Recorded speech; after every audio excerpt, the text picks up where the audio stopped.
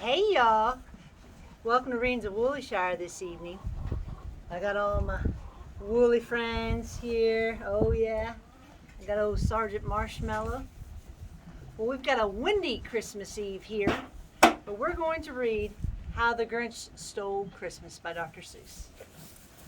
There's a big Grinch right here. Hey, we're trying to spread holiday cheer, right?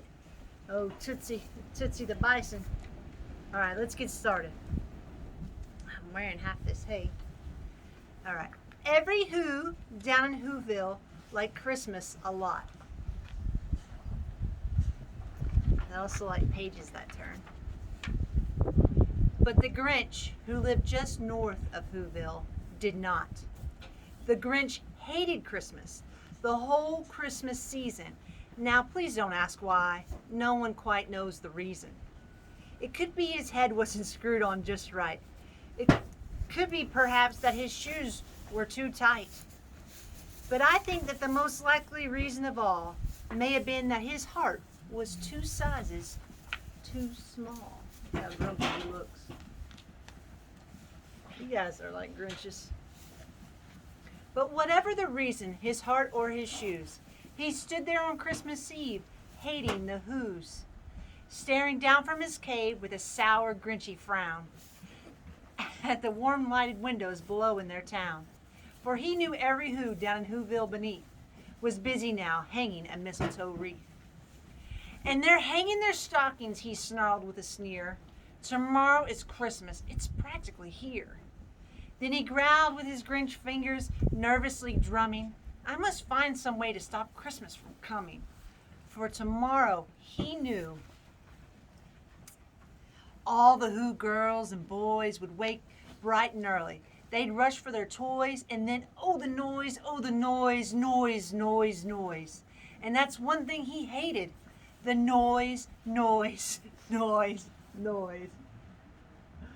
Oh, that's a lot of noise makers. Got a drum, man, circus, bananas. Then the Whos, young and old, would sit down to a feast. They'd feast, and they'd feast, and they'd feast, feast, feast, feast. They would feast on Who pudding and rare Who roast beast, which was something the Grinch couldn't stand in the least. Ha! That is quite a feast. And then they do something he liked least of all. Every Who down in Whoville, the tall and the small, would stand honky talkie. Here come the 2 biggest Grinches of all. Honky talkie. They're like, I thought you were gonna read this story to me, but it's just too windy out there, guys. And then they do something he liked least of all. Every Who down in Whoville, the tall and the small, would stand close together with Christmas bells ringing. They'd stand hand in hand, and the Whos would start singing. They'd sing, and they'd sing, and they'd sing, sing, sing, sing. And the more the Grinch thought of this Who Christmas sing, the more the Grinch thought, I must stop this whole thing. Why, for 53 years I've put up with it now. I must stop this Christmas from coming. But how? They're trying to stop this reading. And then he got an idea. An awful idea. The Grinch got a wonderful, awful idea. I'm about to get an awful lot of sheep. Hey, Bubbles. What are you doing? She gone. I know just what to do, the Grinch laughed in his throat. And he made a quick Santa Claus hat and a coat. And he chuckled and clucked, what a great Grinchy trick. With this coat and this hat, I look just like Saint Nick. All I need is a reindeer. And the Grinch looked around.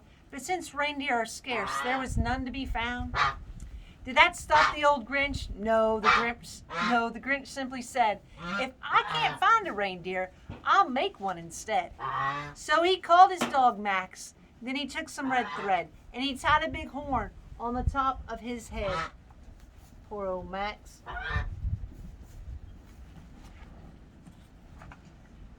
Then he loaded some bags in some old empty sacks on a ramshackle sleigh, and he hitched up old Max. Then the Grinch said, "Gedap!" and the sleigh started down toward the homes where the Who's lay a snooze in their town. What are you doing? Little marmalade back here.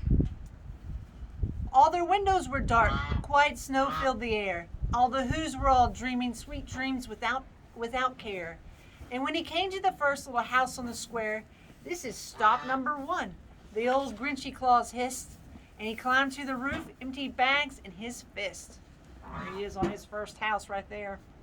It's up to no good. And then he slid down the chimney, a rather tight pinch. But if Santa could do it, then so could the Grinch. He got stuck only once, for a moment or two. Then he stuck his head out of the fireplace flue, where the little Who stockings all hung in a row. "These stockings," he grinned, "are the first things to go." Sturdy. Then he slithered and slunk with a smile most unpleasant. Around the whole room, he took every present: pop guns and bicycles, roller skates, drums, checkerboards, tricycles, popcorns, and plums. And he stuffed them in bags, and then the Grinch very nimbly stuffed all the bags, one by one, up the chimbley. I don't even know if you can even see this anymore. Who is this? Who are you?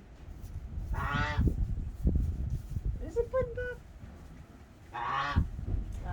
No, there's Puddin' Pop. I think this is Coconut fishing up on me. And then he slunk into the icebox. He took the Who's feast. He took the Who pudding. He took the roast beast. He cleaned out that icebox as quick as a flash. Why, that Grinch even took their last can of Who hash. Woo! Is the bison being sassy over here? Then he stuffed all the food up the chimney with glee. And now, grinned the Grinch, "I'll stuff up the tree."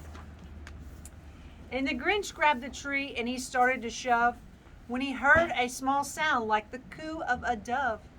He turned around fast and he saw a small Who. Little Cindy Lou who was not more than 2. The Grinch had been caught by this tiny Who daughter, who got out of bed for a cup of cold water.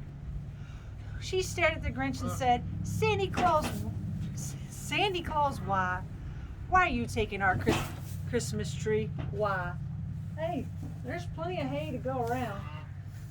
But they're like the Grinch, they're just taking everything, I guess.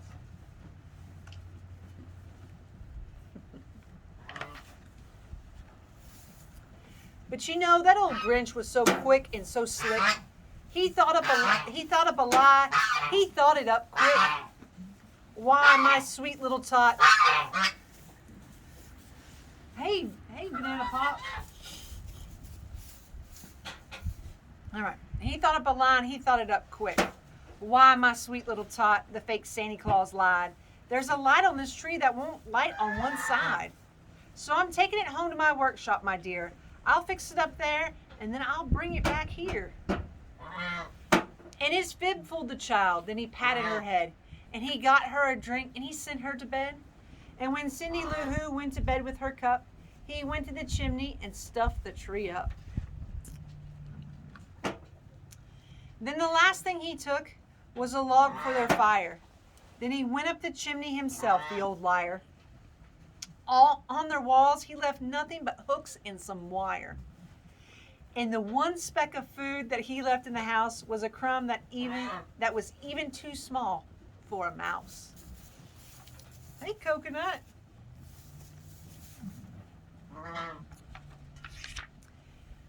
Then he did the same thing to all the other Who's houses, leaving crumbs much too small for the other Who's mouses. Look at that. That's just, his heart is 2 sizes too small. It was 1:15 dawn, all the Who's still abed, all the Who's still a snooze when he packed up his sled. packed it up with their presents, the ribbons, the wrappings, the tags and the tinsel, the trimmings, and the trappings. Look at that. Look how much he's got on there. Wow.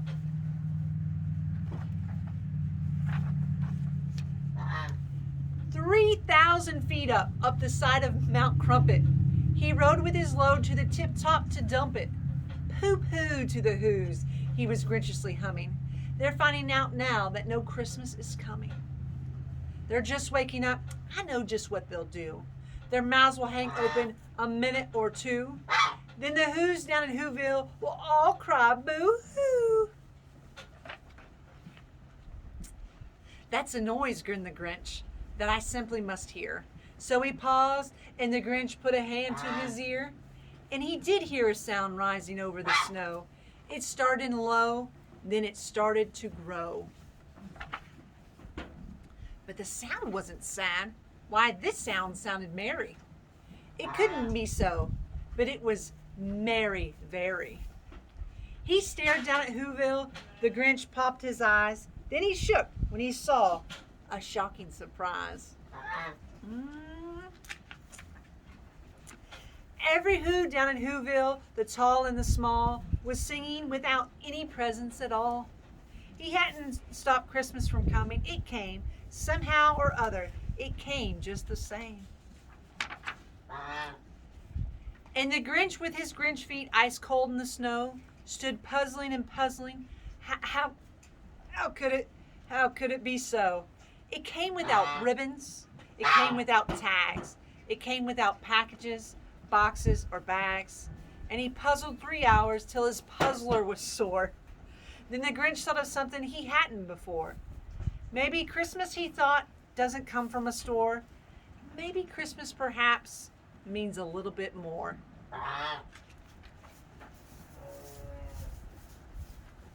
And what happened then? Well, in Whoville they say that the Grinch's small heart grew 3 sizes that day. And the minute his heart didn't feel quite so tight, he whizzed with his load through the bright morning light, and he brought back the toys and the food for the feast. There he is. Oh, sorry, page here. There he is, cruising down the hill. So we'll read the last line again. And he brought back the toys and the food for the feast. And he himself, the Grinch, carved the roast beast. The end.